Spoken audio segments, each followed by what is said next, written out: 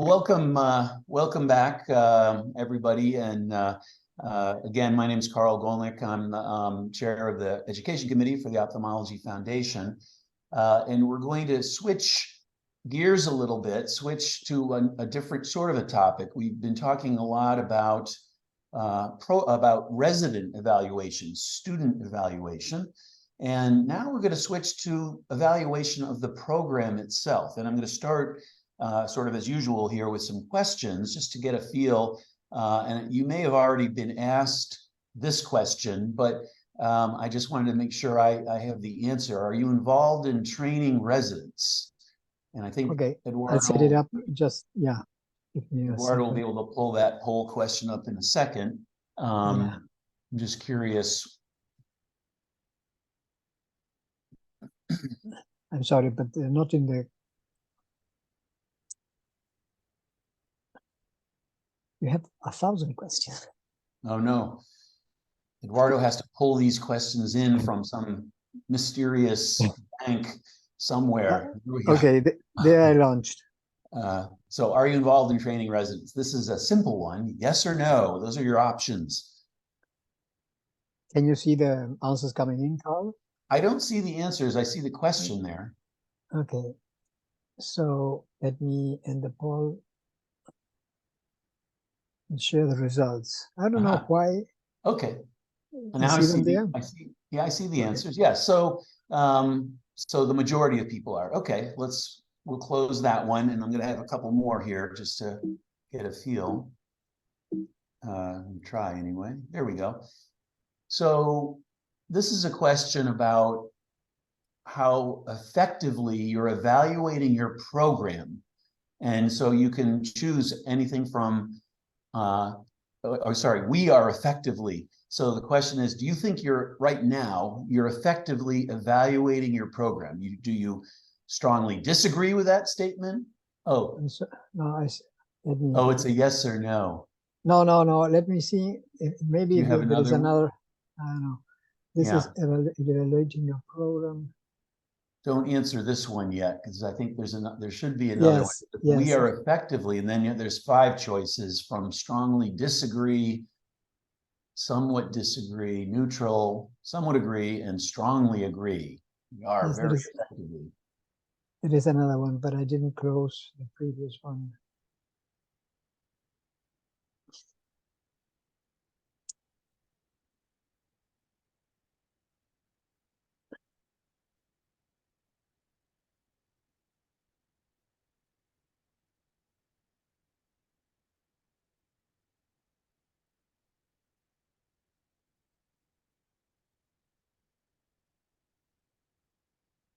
Okay. Is this one? Yep. Okay. So this is a statement. We are effectively evaluating our program currently. It's from strongly disagree to strongly agree, somewhere in there.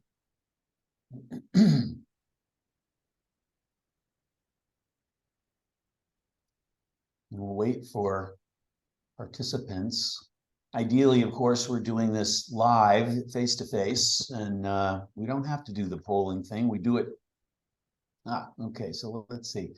All right, so it's sort of no one either strongly disagrees or strongly agrees, and there's sort of a mixed group in the middle. Okay, thank you for that one.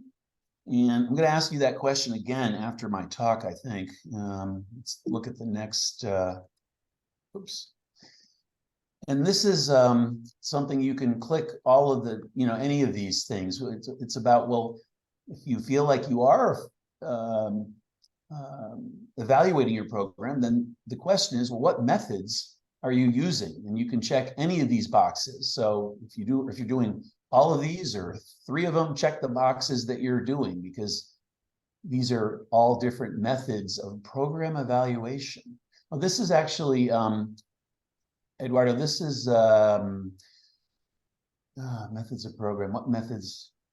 Okay, it's okay. I think I'm asking the same question after we have the talk too. So this is asking, what methods do you think you can use, the poll that you put up. So if the audience just interprets this as, which of these things are you using right now? Which are you using now? Not what do you think you can use? I'm going to ask you that at the end after I explain some of these things, because some of these things you may not even know what they are. I don't know.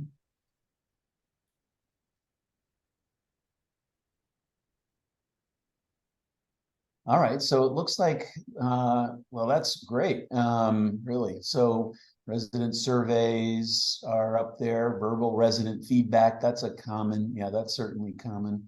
Faculty surveys, it's one person, employer, graduates, aggregate. Okay, all right, very good. Let's close that one. And this is a question about a method of program evaluation called the Kirkpatrick model. And I'm just curious because I'm going to talk a little bit about this, and I want to see, are you familiar with the Kirkpatrick model of program evaluation?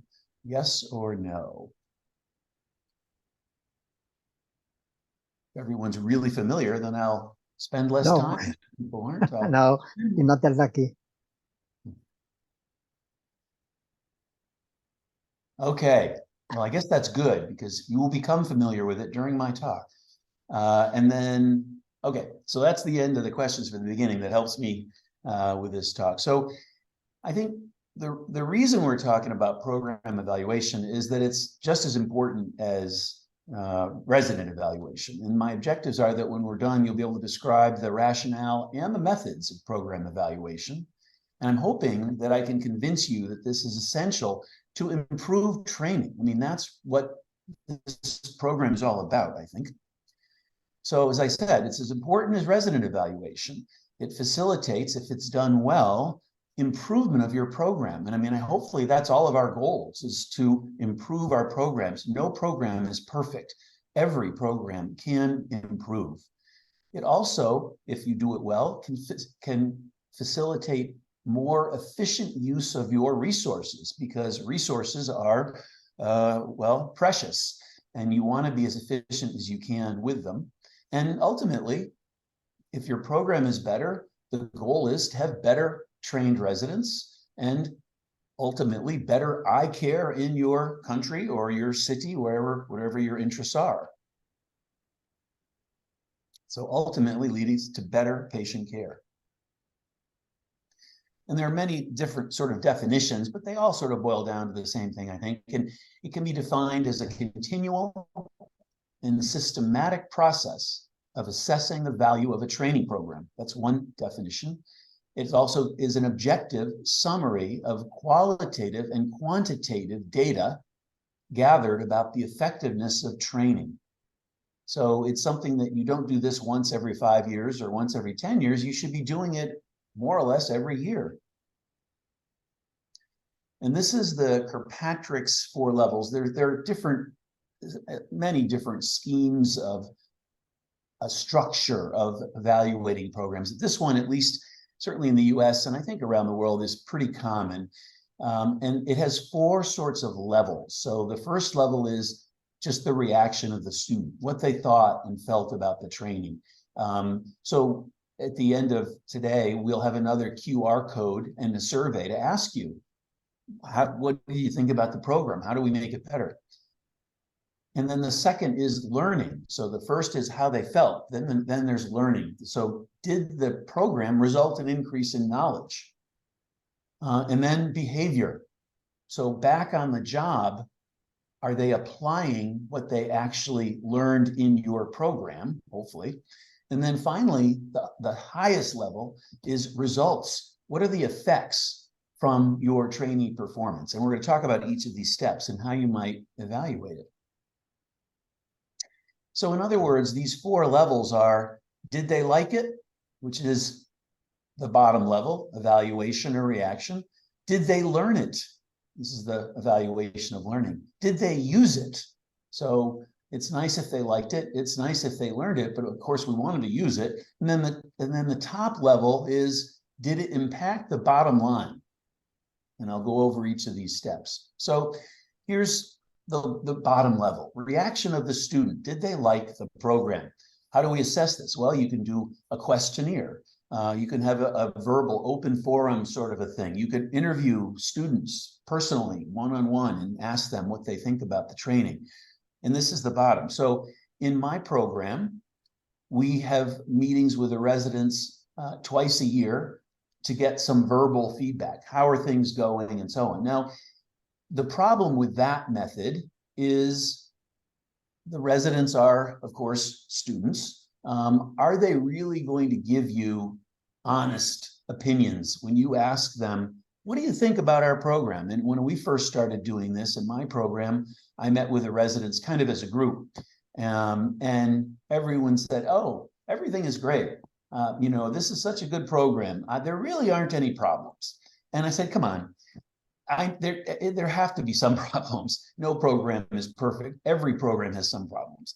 But they were hesitant, because they were worried. I was the boss, in charge. And so I said, listen, the intent of this question is to improve our program. We know it's not perfect. We want to improve. And so it took a while, but eventually we changed the culture in the program to a culture of continuous improvement. And so the residents, well, maybe we could improve this, or maybe we could improve that. And once they started talking, and once they saw that we acted on what they were talking about, that we actually changed things, they said, oh, they're serious. They really do want to improve the program. Then they were more forthcoming with suggestions and ways to improve things. And when we first started doing it, there were some pretty big problems. And thankfully now there's still problems, but there seem much smaller problems. And so, so I think to get the residents to really be honest, they have to believe that your intent is to improve the program. And this is for them, right? So we're trying to make the program better for them. Now, because that residents may be hesitant in giving honest verbal feedback to you, the person in charge of the program, we also have annual, once a year, anonymous resident surveys. And we also have annual anonymous faculty surveys where we ask the faculty, it's not a very rigorous questionnaire. It has more or less a couple of few questions for the faculty. What do you think's going well? Where do we need to improve? And what changes would you make if you were in charge of the program? So we have those sorts of things. And this is an example of part of our resident anonymous evaluation. And so we ask them, rate the quality of your training from 1, inadequate, to 5, excellent. And so these numbers that you see here, what happens is each resident fills this out. They don't put their name on it. It's sent to our residency coordinator, a secretary, who then collates the data, and then she gives us this data back to the faculty with the average numbers. And you can see here, there aren't any terrible numbers, but some of the numbers, like neuro-ophthalmology, that's what I do, are very good. Some of the numbers aren't so good. So we have some 3.7s, an external disease in cornea, 3.4. And so we look at this and say, okay, it looks like some of the areas we're doing pretty well. What's going on with cornea? Why is it a 3.4? Whereas we see some much higher numbers in other areas. And then we try to look at that and say, all right, this is going to be one of our priorities. Let's improve our cornea and external disease training. And then hopefully next year when we survey, the number will increase. And the year after that, the number will increase. So we get this sort of anonymous resident feedback to guide us, not to say, oh, you cornea doctors are terrible, but to say, okay, here's how we're going to improve. What's different about the training in cornea and external disease, and how do we fix it? So that's sort of the lowest level, though, right? That's the, did they like it? What do they think? The next level on the pyramid going up is the learning. Did they learn it? And of course, a lot of the things we've been talking about here, these assessment methods, the Oscars, the OCEX, those are, of course, for any individual student, those are measures of their ability. But if you look at the group as a whole, and they're not doing well in a certain area, maybe it's not the student, maybe it's the program, right? So you can look at the individual resident assessments as a group to learn more about your program, to see where the weaknesses in your program are. Because if everybody's doing poorly in something, it's probably not the students, it's the program. So you can have tests, you can have multiple choice question tests. Oh, no one's doing well on the neuro-ophthalmology section. Okay, let's take a look. Skill test, interviews, observations, the workplace-based assessments, which is the Oscars and OCEX. So what do? Well, we're fortunate, I think, in the US because we have some things that a lot of countries don't. And so we have every year, the ophthalmology residents take a national multiple choice test. So a medical knowledge test. Every single resident takes this every year. And then they give us back to the individual residents their scores. And the scores really are given as a percentile against residents in the same year of training. So all the first year residents get a score based versus the other residents from 99th percentile to the first percentile of scores. And so as it gives the resident the feedback, which is what it's aiming to do, but we look at it as how are our residents doing compared to all the other programs in the country. When we look at the aggregate, the total, our total resident scores, and our goal, of course, is that every resident is better than 50th percentile in the country. And we also get sub-scores in certain, on every subspecialty in ophthalmology. So we can look and say, ooh, all our residents are above 50th percentile in retina and in glaucoma, but not so in oculoplastics or whatever it is. Let's look at that. Why is that the case? We also have national data on surgical numbers. And we, every year, all the residents log theoretically, all their cases on the website. And at the end of the year, we are told, okay, your residents are at the 75th percentile in terms of numbers for cataracts. You're at the 5th percentile for corneal transplants or corneal surgery. So there's like 10 different categories of surgical, different types of surgery. And we look at that data and say, hey, we're doing great in a lot of these things. We're 90th percentile in oculoplastic procedures, but we're only 15th percentile in something else. Well, then we try to strive and improve that for the next year. When the residents graduate, they have to take a board exam, which is 2 parts. One, a multiple choice question test, and the other is an oral viva, an oral examination. And again, we get the data back on first-time pass rates. And we want to make sure that our residents are all passing each part of this test on their first time. And if they're not, why not? Maybe if they're not passing, maybe it's our program, not the residents. And then, of course, you can look at other things that we've already talked about, like the workplace-based assessments, to see, are the residents progressing along as we expect them to progress as a group, And if they're not, as a group, maybe it's us, maybe it's our teaching, not the resident themselves. And then further up the pyramid, the behavior, did they use it? Now, this is harder information to get. So you could look at participant feedback back on the job. So for instance, very informally, I frequently have residents contact me after they graduate and say, wow, I'm out there in practice. I'm either, I could be at a university, I could be in a private practice. I know so much more than these other ophthalmologists out here. I love to hear that kind of stuff. I don't typically hear anything bad, and so, but we don't really survey them on a, or at least we don't survey them regularly. We'll talk about that in a moment. You could get feedback from the trainee, the graduate's boss at their wherever they are, whether it's in private practice or whether it's at a university. There's something called a 360-degree evaluation. I'm not going to go into that. At the moment, that's a different talk. And then on-the-job performance indicators, surgical skill, that's something that could be looked at. What we do, as I mentioned, we do have a graduate survey. Now, we just send this out every few years, and we ask questions. Hey, how was your training in retina? How was your training in neuro-ophthalmology?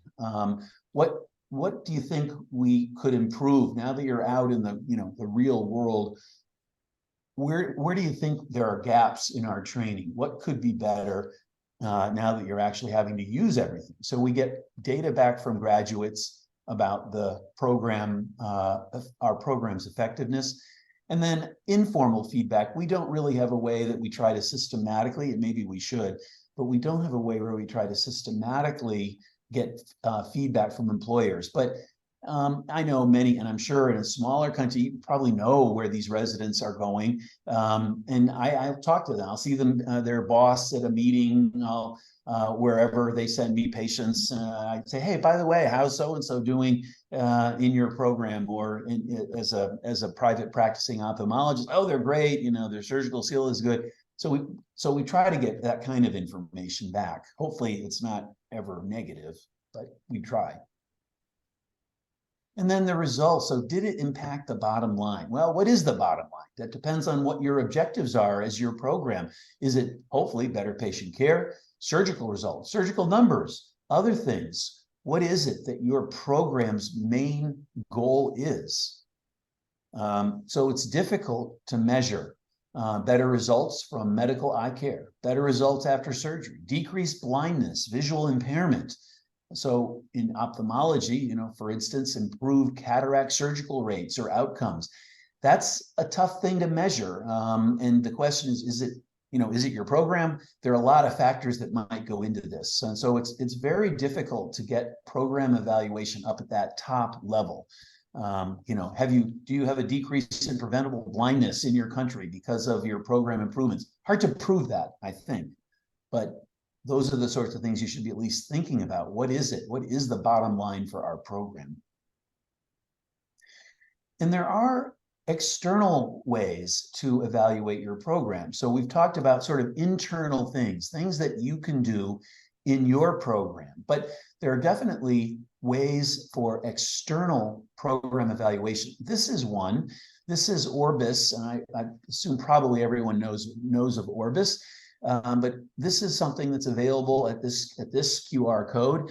It's a residency program assessment. It's a booklet or an online thing, obviously. And it's got these following categories that you can assess your program. And so this is something that I helped them develop. They have rubrics in here for your program, measures of your program in all of these 7 categories.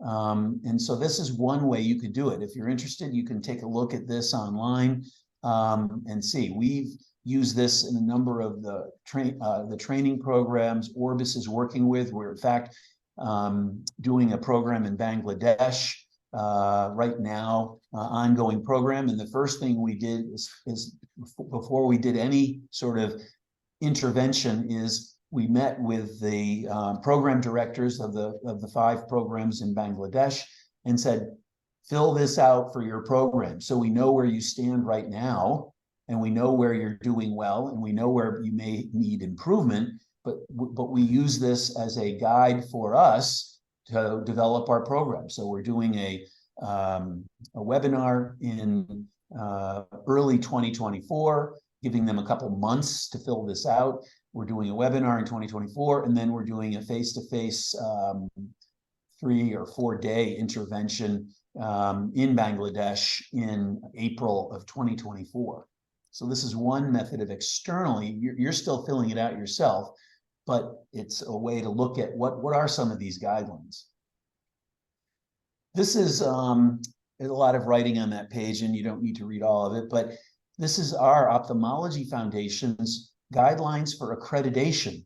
So we strongly believe there should be an accreditation, international accreditation system, which there isn't really at the moment, but this is guidelines that were developed based on the World Federation for Medical Education's template.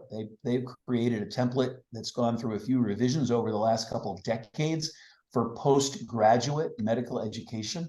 We took that template and did what they asked. We applied it specifically to our situation, that is ophthalmology, and created guidelines in these categories in the bottom left, mission and outcomes down to continuous renewal. And this, again, this whole concept of accreditation, of evaluation, the goal of this is improvement of the program. It's not to say your program's good or bad. It's to have you look closely at the various aspects of your program and see where you have gaps, see where you can improve, and then improve. That's the whole point. And so what we did was we have the guidelines. Now, these guidelines are not at the moment available just for anyone to look at, but Horia does have the guidelines because we have a pilot program where we're looking at 6 programs from around the world as a pilot. And the pilot includes the guidelines and it includes a self-assessment. And really the self-assessment simply takes the guidelines and turns them into questions like this section. And this will go nicely with Mina's talk, which is coming up next, about how do you assess your trainers. So here's part 5 down here, trainers. Here's what it looks like. There's 2 levels, basic and advanced. So what is your recruitment and selection policy for trainers? How do you assure trainers have time for teaching, supervising, and learning? Do you provide faculty development for trainers to improve their teaching skills? And how do you evaluate your trainers? So these are questions in this section as to how are you doing these things? Oh, geez, we don't evaluate our trainers. I guess we should. It's an international standard that many groups are using. And then the advanced. So how are your trainers rewarded for their teaching activities? And what is the ratio of trainers to trainees? And so that's what this looks like, the self-assessment looks like. And the idea here is that the program honestly answers these questions, and then they submit the self-assessment guide to the Ophthalmology Foundation. We have a committee and we look at the self-assessment and say, okay, that looks pretty good. Or maybe you need to work on some of these things before you actually have the accreditation. Because what we do is, of course, we would like to take your word that you're doing all of these things in a great way, but we look at the self-assessment and then we have a site visit. We come to the program either virtually or face-to-face, depending, and we assess, did you honestly fill all this out? And we talk to the teachers in a group on their own. We talk to the residents in a group on their own and ask them, hey, here's what the leadership says they're doing. Are they doing this? Or are they not doing this? So we trust, but validate is the term, validate in a site visit.